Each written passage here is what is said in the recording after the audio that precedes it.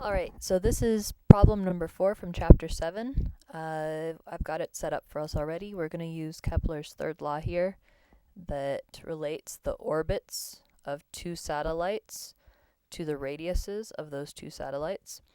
So you can pick which one you want to be planet A or satellite A and which one you want to be planet A or satellite B. Either one doesn't matter. So I've gone ahead and I've listed our facts about the moon, our facts about our satellite.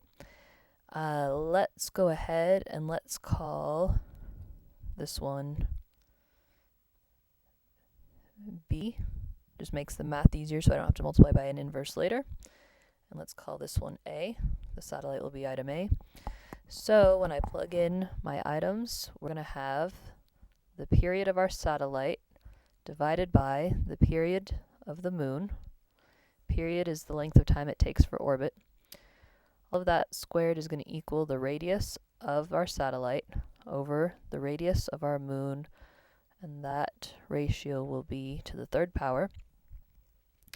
So keep in mind that this is going to be the same thing as just your satellite, period of the satellite squared over your period of the moon squared.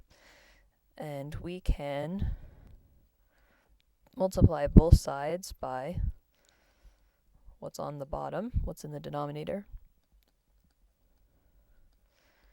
And when we do that, that TM squared is going to cancel, of course, on the left. And on the right, we have that whole quantity squared. So we have the period of our satellite squared is equal to these quantities.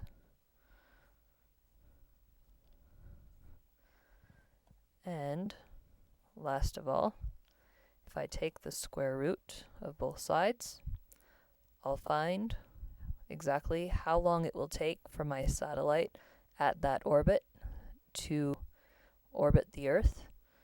And I'm going to leave it to you to plug in the numbers that go with these to find out exactly how long it will take. So that's part A. For part B,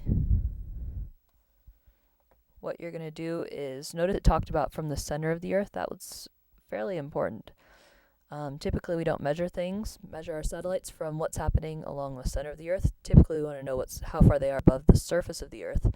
So all you need to do here is take the radius of the orbit of the satellite and subtract the radius of the Earth itself.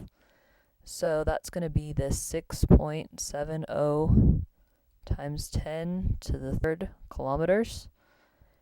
And then if you look up in your reference packet or look up on Google or whatever you prefer, the radius of the Earth is approximately 6,370 kilometers.